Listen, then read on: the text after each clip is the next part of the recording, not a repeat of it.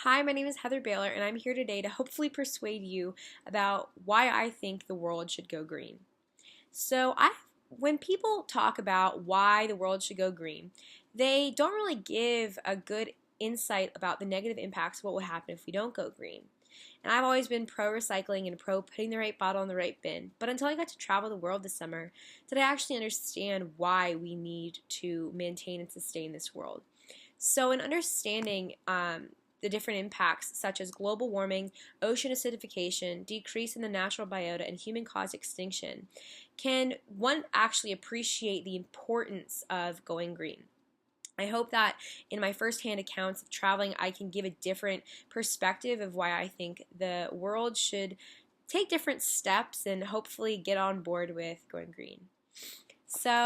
This summer I actually got the opportunity to go to Australia and New Zealand in May with my school, the University of Georgia. And in my area of study, it was sustainability and natural history. And the director of the program, Michael Tarrant, actually wrote the book. It's called Sustaining Human Societies and the Natural Environment. And even the title of that book basically says that humans in the world are a symbiotic unit.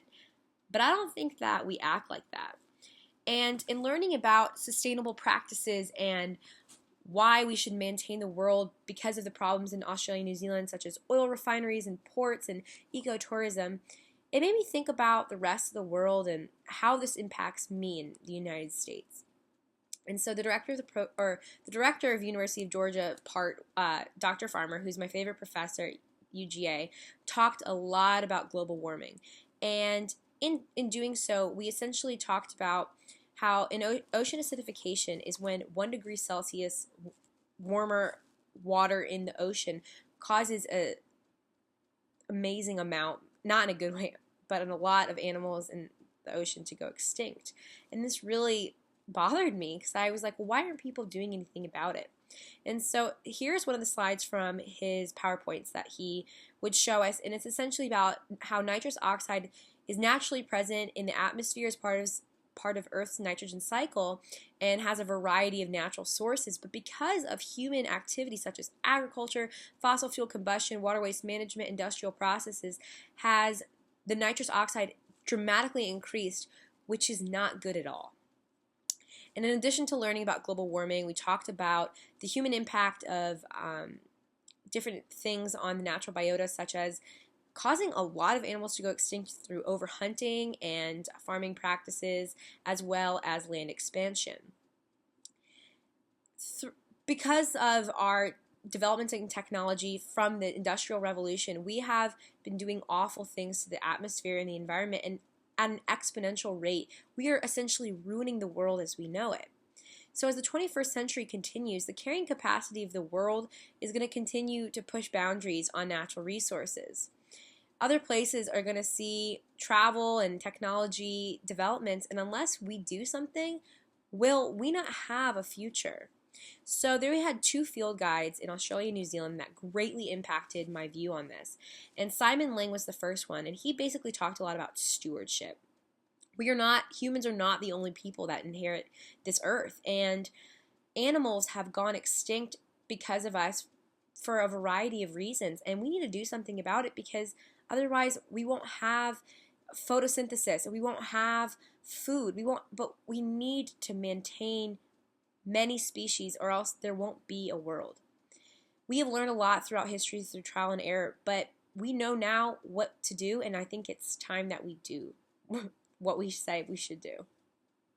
And so P.C. Taylor was the other field guide, but he was in New Zealand. And he taught us about the natural assets rule, which essentially states that the past generations have had a certain stock of natural resources. But the current and future generations should have the same right to that stock of natural resources.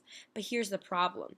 We don't maintain these resources. So future generations have no shot at having these natural resources unless we maintain and sustain them. Progress to me is learning and having the ability to move forward, but we won't be able to move forward if we have no world. And we won't have a world unless we maintain these resources and not ruin them and ruin the environment and have a bunch of different things go extinct. It's just not the way it should be.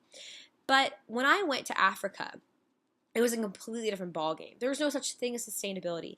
And that's because, obviously, Africa is a developing country. And I thought about how developing countries essentially cannot get on board with going green because they don't have the money or the resources to do so. I went to the beaches that were full of trash and all kinds of pollution, and there's no such thing as emissions testing in Africa. But it made me think that unless every country, every city, every town in the world gets on board, will there ever be progress, and will there ever be a future? In my substantiated opinion, green practices are necessary for ensuring the future of the world. As stewards of the land, we should protect, conserve, maintain, and sustain the natural biota for the world for past, present, and future generations. Thank you.